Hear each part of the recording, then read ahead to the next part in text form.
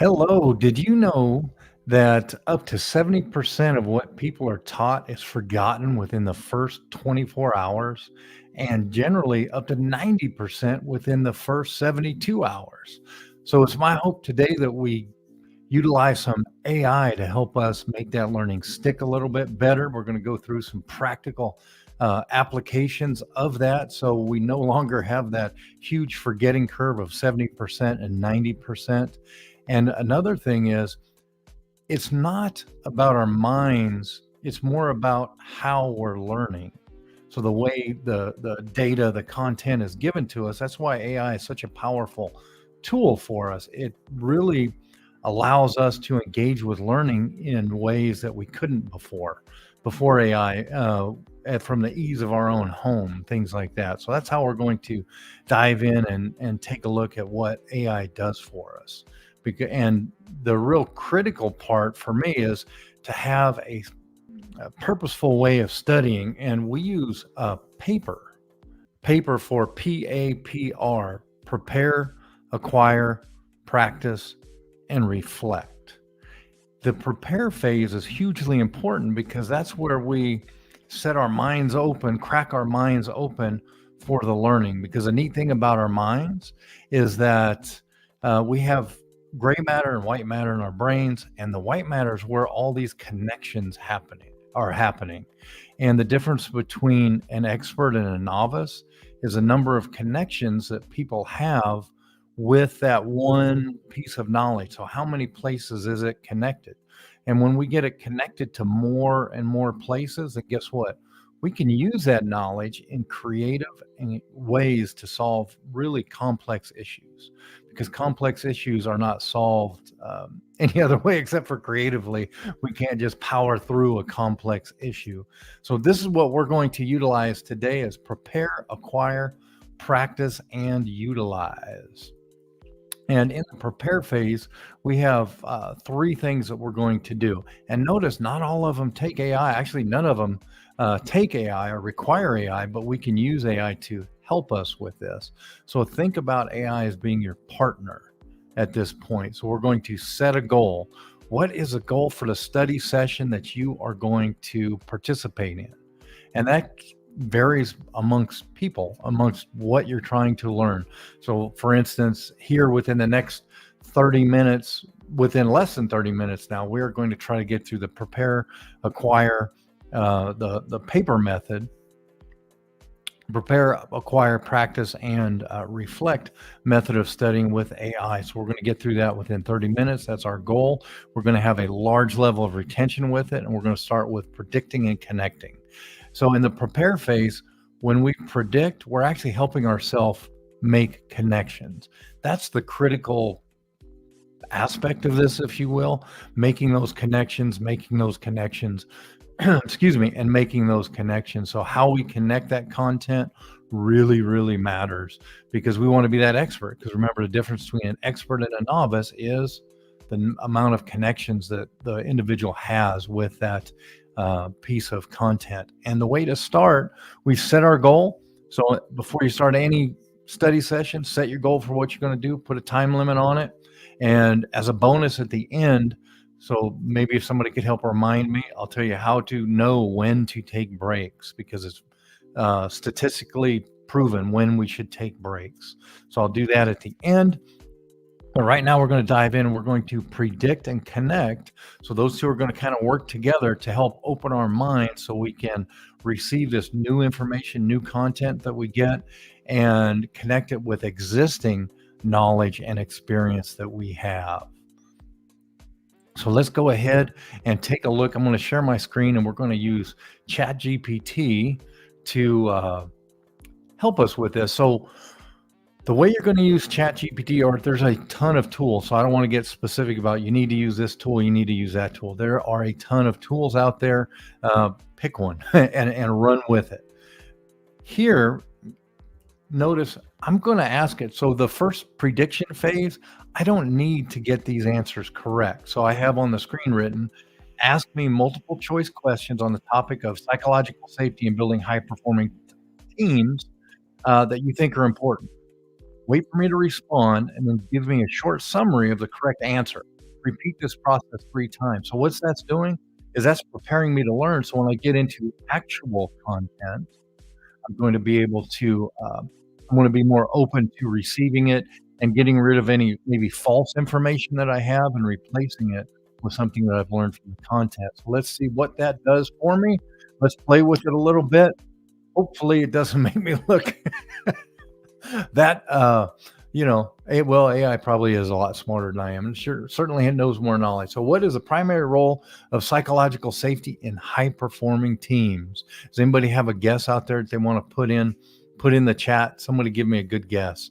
Is it to ensure team members compete, I almost said complete, with each other effectively, to foster a culture where taking risks is penalized, to create an environment where the team members feel safe to express ideas and concerns, or to focus solely on achieving results regardless of team dynamics?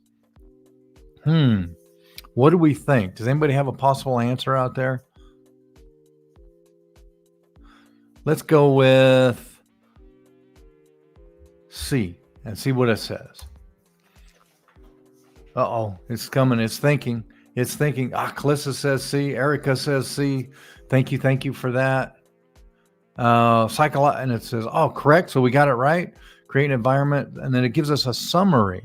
Now, what's the critical point there? I answered the question. It gave me the answer. Now, think of that summary as micro-learning. Believe it or not, ChatGPT just gave us some micro-learning. So we're starting to learn already, because I would read that response that it gave me, the summary, and then that's the micro-learning. So now I have this nugget of information, and that's critically important. Which behavior is most indicative most indicative of a psychologically safe team environment? I'm laughing because people that know me know that reading sometimes is not my best trait, and I can mispronounce words all of the time. So I appreciate your grace. So what is the answer for this one? And let's get this one wrong. What would be a wrong answer? See if it'll help us out with the micro learning here as well. Team members only share ideas they are sure will be accepted. That sounds pretty bad. Team members frequently pointing out each other's mistakes. Man, remember when you point fingers, 4 of them come back at you. Leadership making all the decisions without team input. Oh, Erica, okay, we're going to go with B. Let's see what B says. And drum roll. I hope it says we're incorrect. If not, because AI can hallucinate. Okay, so does it tell us that we're dumb? No, it says pointing out each other's mistakes. So it's really didn't push back anyway, but then it gave us this summary. Let me kind of scroll back up on the summary. While pointing out mistakes can be part of a healthy team dynamic. So it's already telling me how to give people feedback when they get something incorrect. That's pretty cool. I'm kind of liking the way that that's turning out. It's not the most indicative behavior of psychological safety, a more represented behavior. So it's already getting my brain to think, oh, okay, that wasn't right, but this is right, and it's setting me up for success as I go down. So yes, D. So smiley face is correct with D. I appreciate that. And then it gave us one more. Should we do one more just to for fun, and then we'll dive in a little bit deeper? So how does psychological safety impact creativity and innovation in teams? Doesn't have an impact? I hope that's wrong. It may suppress new ideas. I hope that's wrong. It enhances creativity. So now, as I'm going through these, do you see that it's kind of forcing us to think? Even though I haven't read the content yet, I haven't dove into what it is, I'm preparing myself. So I'm thinking about it critically already. It's awakening that system 2 thinking.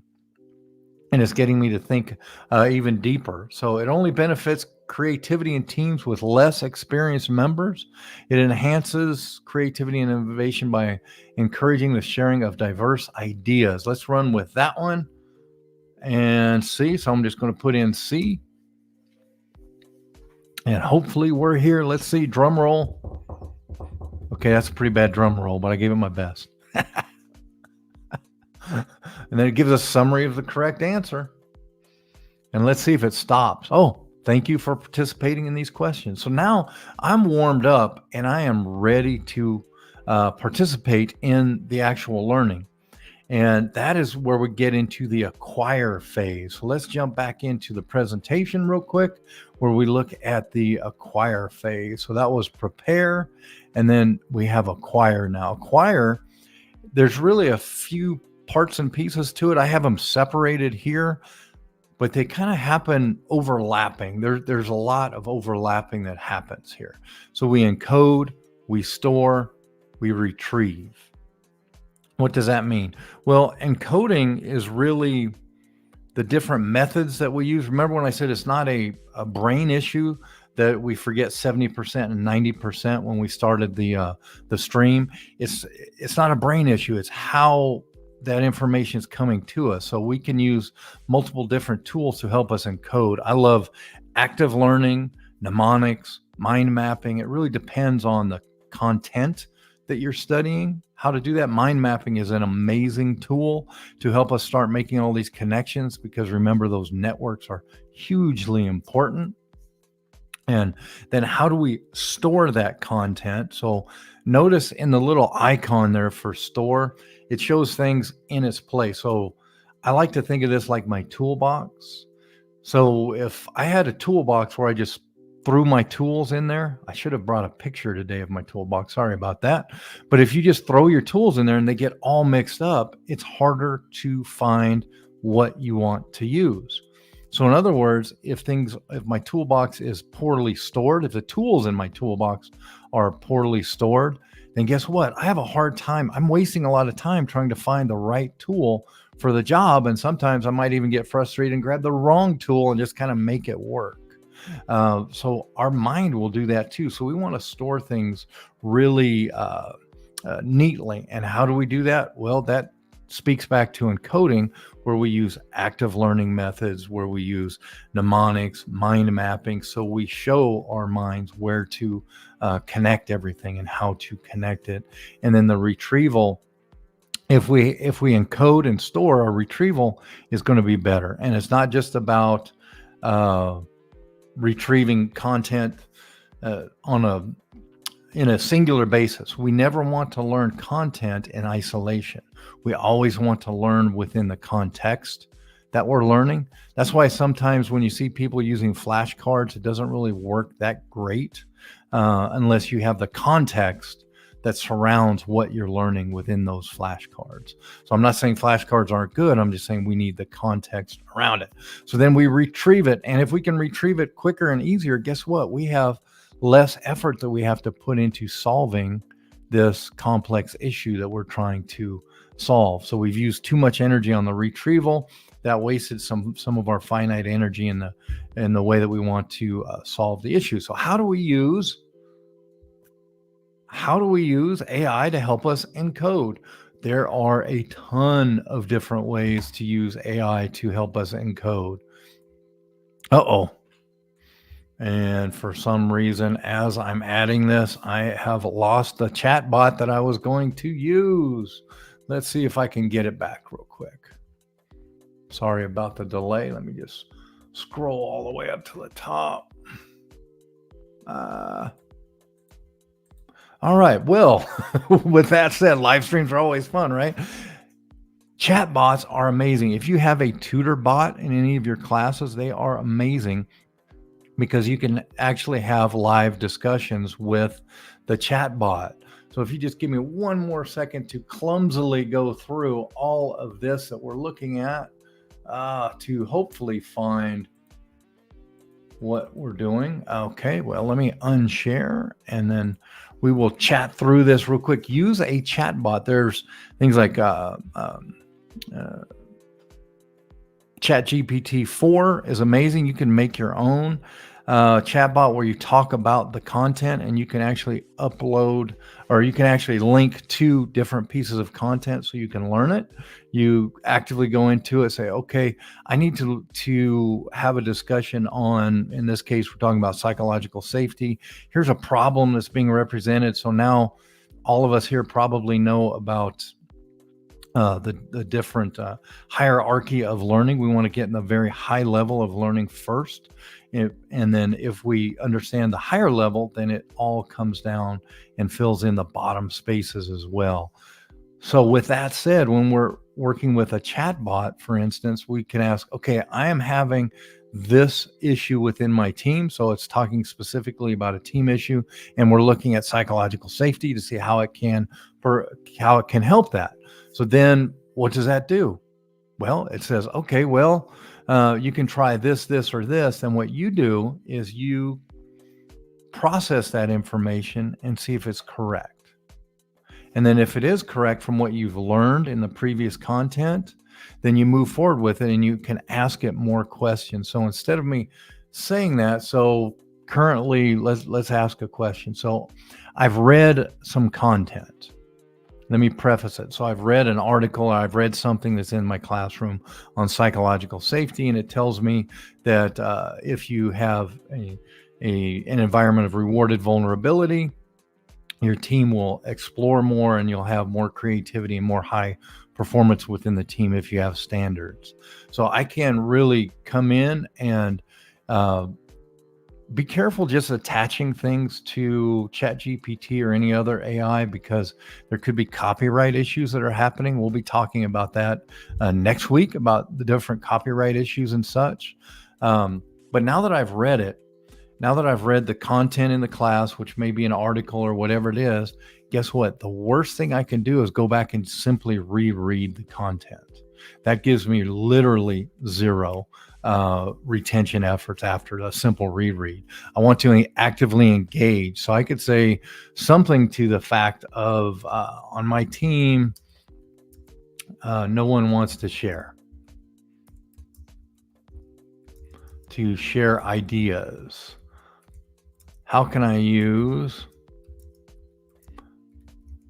psychological safety to help people share? So now I ask myself this question, and I've read all this content in the classroom, and it tells me can be transformed as encouraging.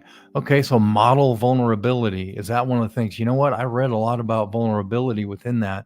So that's helping that connection. That's helping me encode. Okay, model vulnerability. It tells me kind of how to do it. And actually, one of my favorite sayings is no bad teams, only bad leaders. That's not my saying. It's just a favorite saying that I've ever heard, because it does point back to the leader. And then act on feedback and ideas. Normalize disagreement. It gives me a lot of stuff. So I would look through this and say, okay, oh, I read about vulnerability. Here's what it says, how I can do this. Okay, so give me an example as a leader. How to be vulnerable, how to show vulnerability. Because one of the nice things about leadership is if you want people on the team to be vulnerable, show vulnerability. If you want people on the team to have trust, give trust. So what you give first wins. Okay, so now we give an actual scenario right here. Open up in a team meeting. So it's going to give us all kinds of stuff. Now, if you're designing courses, what you can do is you can use character AI. I love character AI. We've used it in several of our classes where we say, okay, give a scenario to character AI, ask it for a solution. Now that it gave you the solution, because their solution could be right, could be wrong. It doesn't, it's like, okay, it's right or it's wrong. Give me a solution. It gives you a solution. Then the actual discussion question is to state what the solution is, and then work through your processes to see if that solution is a beneficial solution. What are some issues? Because generally, especially working with teams and things like that, there is no perfect response. There is no perfect solution. So that's what we want to do. So now we've used character AI. So this is ChatGPT. Character AI is another one where you can create your own chatbot, give people a link, tell them in a discussion question to ask about a specific problem within a team. It comes back with a response. And then the learning piece is to take that response and then really wrap your current learning and previous experience around it to be critical about that response. So that's one way to have active learning with AI. So you don't have to, especially in our asynchronous world, connect with other people all the time to have those discussions. You can have it there. I'm not saying replace talking with others. I'm saying it's just a nice way, especially if you're at 2 a.m. trying to do your work, to be able to do that and get an active learning process happening. And one last way for this to help us map this into our brain, we can use mind mapping. But Richard Feynman, one of the world's greatest physicists, said, teach somebody. So learn something. And the way we learn something is break it into small chunks and then teach it to somebody, and teach it in a way that you understand it. So like pretend that you're teaching it to a fifth grader, and you could type in your understanding into ChatGPT and ask them if it's correct. And then it will come back and it will give you feedback. So now you have a conversation going. So that is all active learning stuff. Let's dive back in. So as we encode, store it well. So all those processes, that active learning helped us to store it well, and we'll be able to retrieve it. What can we also do? You can also have ChatGPT or any other Gen AI tool give you questions specifically about whatever content you're studying. And this works for the whole gamut of whatever content you may be in. So practice. There's three things. There's cognitive, associative, and autonomous practice when we're learning a skill. That means cognitive is you're learning it. So think of this as a rough draft on how to do something. Associative is when you are fine tuning. And then autonomous is when your body just naturally knows what to do. Your mind and body just naturally know what to do. And it does it. And there's three great strategies that you can use, and you can incorporate AI in there. Anybody want to take a guess at what they are, since we're predicting? They're three of my favorite, and there's many more, but I want to see if anybody can read my mind. Do we have any mind readers out there? Feel free to put in the chat what the three things that are going to help us with that, especially with the autonomous, but to get us all the way up to, or associative, but to get us all the way up to associative. Anybody want to take a wild guess at George's three favorite techniques to use? And they're really easy to use when we incorporate AI as well. So the first one, deliberate practice. What is deliberate practice? Well, remember in the very beginning, where we talked about preparing, set a goal. Well, before you have a study session, you have a goal. That's deliberate practice. Or that's the beginning of deliberate practice. And you have a specific goal on one thing. So I want to learn more about the Krebs cycle within this biology course, whatever it may be, how the Krebs cycle affects something else. I'm not a biologist, so I hesitate to say much more than that. And then you have that goal, and then your practice is specifically finding that content, or even teaching to ChatGPT or another process in a way. Look at the content in a way where you're focused on that specific Krebs cycle, what happens within that Krebs cycle. And then space repetition. Has anyone heard of space repetition yet? Or before? I shouldn't say yet. We've probably all heard about it. And this is kind of cool, because remember before we talked about retrieval? Well, this is a retrieval practice, and it's a mind hack. And the mind hack is, believe it or not, here it comes. The mind hack is, when we do space repetition, wait long enough till you begin to forget, so your mind struggles to remember. Whoa. So guess what? Struggle helps learning. Before, well, many years ago, we used to think perfect practice and never making a mistake was a great way to go. Wrong. That's just wrong.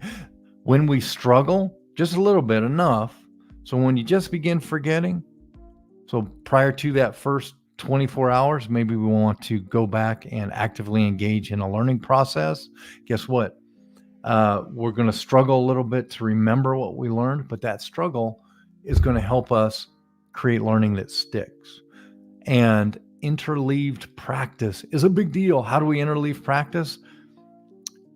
If we learn what we call in mass practice, so learn everything all together and singular. So I learn my times tables, and I learn how to divide, and I never mix up what I'm going to do. So I never interleave all of what I'm going to do. I don't understand it well enough to use it creatively to solve complex issues. People learn better when they struggle with interleave practice. So if I learn one thing, so I'm learning, do we have any biologists out there help me? The Krebs cycle, and then something else about biology. If I just learn about them in isolation, it doesn't work. So now I can go back in and use ChatGPT and say, okay, so how does the Krebs cycle fit in with, and then whatever you're learning, because as a biologist, you know a lot more than I do. So if it was teaming, so how does psychological safety help with creating high-performing teams and specifically solving problems? And then you start to have those conversations again. And if you reread the content, the way to do it is take it a paragraph or two at a time and test yourself. And you can have different generative AIs give you test questions on those specific paragraphs or sections within it. Give yourself a test. Testing is an amazing way to go. So those are just some of the practices.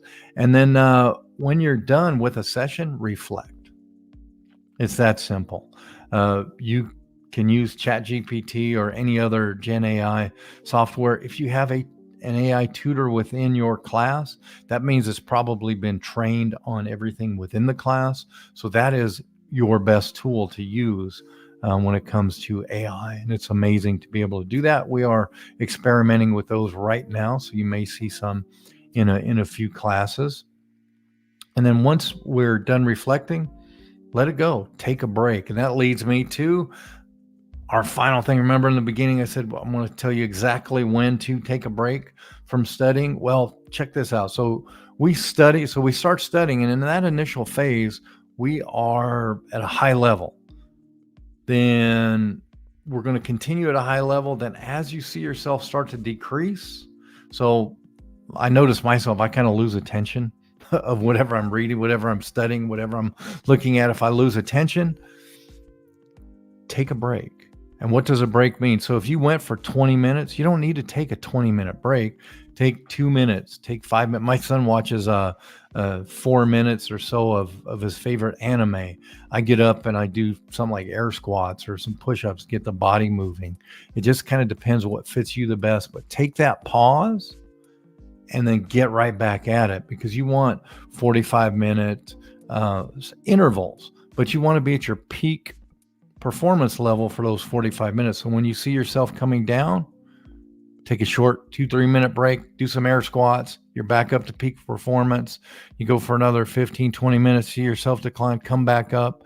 And then, but remember in the beginning, we set ourselves a goal, and this is the time limit that we set with it. Then when you hit that end time that you're at, then take your break, do whatever you're going to do for something else, do whatever it may be, have your session lined up. So that is how to use AI to help you study, to help make sure we don't get that 70% and 90% forgetting rate and that forgetting curve. Does anybody have any questions with the last minute that we have? Because we did it in less than 30 minutes, if you can believe that. Woo, that was tough. That time clock is kind of like kryptonite. You know what I mean? It slows things down. So I appreciate everybody coming. I hope you enjoyed it. Thank you for engaging with those questions up front. I thought that was absolutely amazing, and have a wonderful week. And let's learn something and just get better every day.